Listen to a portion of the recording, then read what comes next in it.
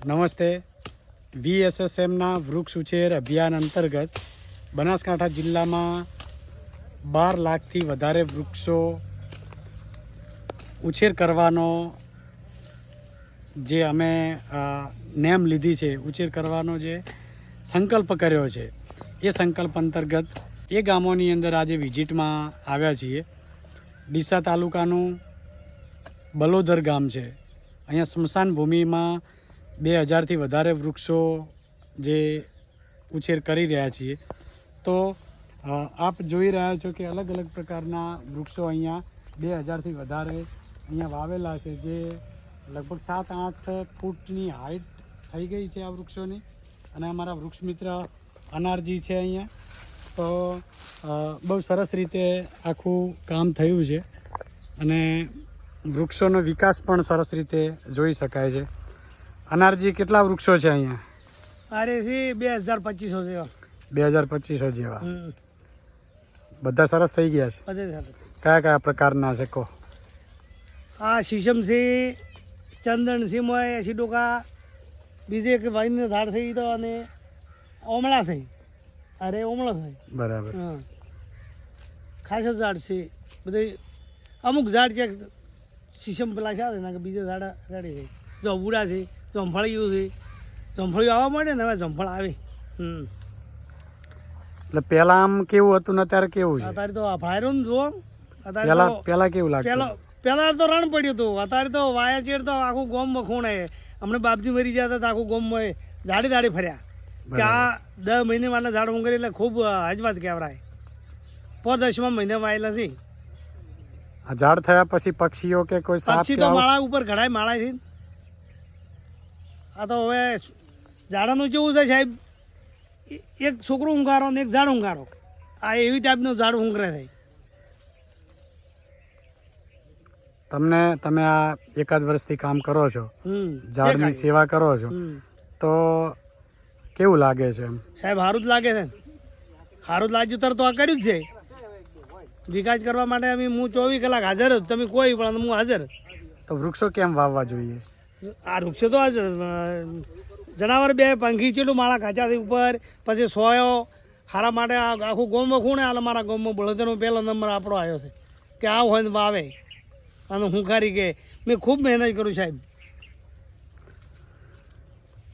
શું કહેવું તમારા લોકોને વૃક્ષો વાવવા માટે? વૃક્ષોનું તો વખોણ છે, આખા ગામમાં વખોણ છે સાહેબ. હાલ બીજા લોકોને શું કહેવા માગો તમે? બીજા ગામોને શું કહી શકાય કે જ્યાં સ્મશાન ભૂમિઓ હોય એ વાવવાના? સજમો ભૂમિ બધે વાવવાના. વાવવા માટે અત્યારે તો બેન આવ્યો હતો ને હમણાં 2 મહિને પહેલાં. બેની ખૂબ હશે હોય, બધા વિડીયો ના હોય બનાવેલા છે. બેન આવ્યા હતા. અનારજી જે સરસ રીતે આખું એમને અહીંયા વૃક્ષોની સેવા કરી અને સરસ મજાનું આખું જંગલ એમને તૈયાર કર્યું છે. અને બધા જ વૃક્ષો સરસ રીતે થઈ ગયા છે. ઘટાદાર એકદમ જંગલ બની ગયું છે. અહીંયા અનેક પ્રકારના પતંગિયાઓ, સાપ, પક્ષીઓ માળા કરે છે. અને સરસ રીતે આખું એકદમ ઘટાદાર કહી શકાય એવું જંગલ અહીંયા તૈયાર થયું છે. અને આવા દરેક ગામોની અંદર આ રીતે વનો નિર્માણ કરવા જોઈએ.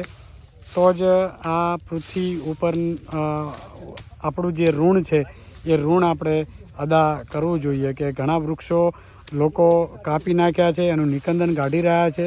તો ક્યાંક ક્યાંક આવી સ્મશાન ભૂમિ, ધાર્મિક સ્થળ, ધાર્મિક જગ્યાઓ જ્યાં હોય ત્યાં એ જગ્યાઓ ઉપર આ રીતે વૃક્ષારોપણ કરી અને એનો ઉછેર કરવો જોઈએ, જેથી કરીને જે સંતુલન જળવાઈ રહીએ અને કાર્બનમાં જે આપણે એમાં ભાગીદારી થઈ શકે આપણી, એટલા માટે કે જેને ઘટાડી શકાય. અને આવા વૃક્ષો હશે તો જ આ પૃથ્વી ઉપર ગરમી ઓછી થવાની છે અને સંતુલન બધું જ જળવાઈ રહેવાનું છે. તો દરેક મિત્રોએ વિનંતી કે તમારા ગામની અંદર સ્મશાન ભૂમિ, ધાર્મિક જગ્યા, ગૌચર ભૂમિ કે આવી જગ્યાઓ પડી હોય તો એ જગ્યાએ તમે આ રીતે વૃક્ષારોપણ કરી અને એ જગ્યાને તમે હરિયાળી અને પ્રકૃતિથી એકદમ લીલીછમ હરિયાળી તમે બનાવી શકો છો. એ માટે તમારે મદદ જોઈતી હોય તો અમે સંસ્થાગત રીતે આપને મદદ કરીશું અને આપણા ગામમાં આવા વનો નિર્માણ કરવા માટે અમે ભાગીદારી કરી અને ત્યાં જંગલોનું નિર્માણ કરી આપીશું.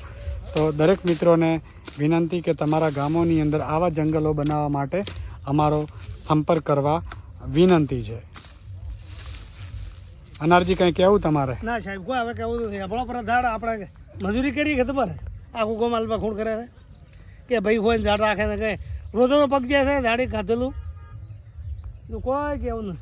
અને એક રેકડી વાયેલી છે હોય આખું વર શાક કરીને ખાધો હો. સરસ. કોટાવાળી રીંગણી. હા, રીંગણી છે. હા સરસ, મસ્ત થયું છે. આખું વર ઉનાળે શાક કરીને ખાધું સાહેબ. હે અનારજી, તો આ મોટા જંગલો છે ને તમે પેલો છેડ બનાવ્યો, તો એ છેડમાં હવે તમે બાકડા મૂકી દો તો અહીંયા બાકડા મેકવા ના થાય એમ ને? સરપંચ વાતો કરે બાકડા લાવું કે હું હા, અને પંખી ઘર. બરાબર. તો શું બાળકો જે તૈયારી કરતા હોય ને પરીક્ષાઓની, એ લોકો આવીને વાંચી શકે અહીં કાન શાંત વાતાવરણમાં એકદમ એ કામ થઈ શકે એમ. આપણે તો એના હારું તો મજૂરી કરે જ છે. અરે આવે આ ડાગુ હાલવા આવે, ડાગા હાલવા આવે, સોય બે જોઈ. અને આ ઝાડમાં ઝાડ આવે છે આખા બધે ઝાડા ફરીને એને કે આવા ઝાડા કરે છે આ 12 મિનિટ સોય થઈ જવાનો છે. 12 મિનિટ થઈ જશે. અને હાલે એક બબીદાણા બે જોઈ. બરાબર. હા સાહેબ. તો સરસ રીતે આખું જંગલ અહીંયા થયું છે. તો તમે પણ તમારા ગામની અંદર આ રીતે જંગલ બનાવી શકો છો, એનું નિર્માણ કરી શકો છો. ભાગીદારી, કોઈનો જન્મદિવસ હોય, પુણ્યતિથિ હોય, આવા પ્રસંગો તમારે ત્યાં હોય તો તમે એ મુજબ પણ આ રીતે ભેટ તમે આપી અને જંગલ નિર્માણમાં તમે સહભાગી થઈ શકો છો. આ રીતે અમારા અહીંયા આ ઊભું એ આમળો છે, પેલો ઉમરો છે. બરાબર. અહીંયા જે અમારા સુપરવાઇઝર છે જયેશભાઈ, તો જયેશભાઈ આ બાબતે શું કહેવું છે?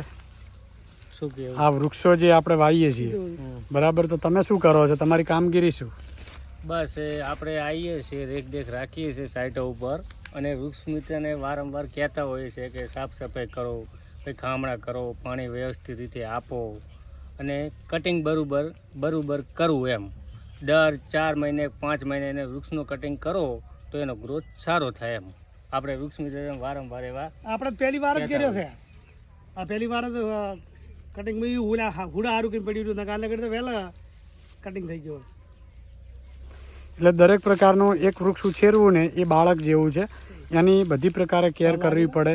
એને જ્યારે ઉધઈ લાગે ત્યારે ઉધઈની દવા આપવી પડે. પછી જ્યારે એના ડાળખાઓ વધારે ફૂલા ફાલ્યા થઈ ગયા હોય તો એના નીચેથી કટિંગ કરીએ તો એ ઝાડનો ગ્રોથ વધારે થાય.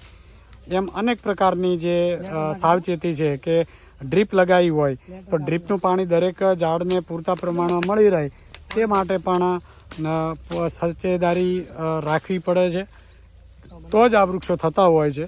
તો દરેક મિત્રોને વિનંતી કે આ વિડીયો પર્યાવરણના હિત માટે, પ્રકૃતિના હિત માટે સૌ લોકો, અન્ય લોકો આ વિડીયોમાંથી પ્રેરણા લે એ માટે શેર કરો, કમેન્ટ કરો અને લાઈક કરો.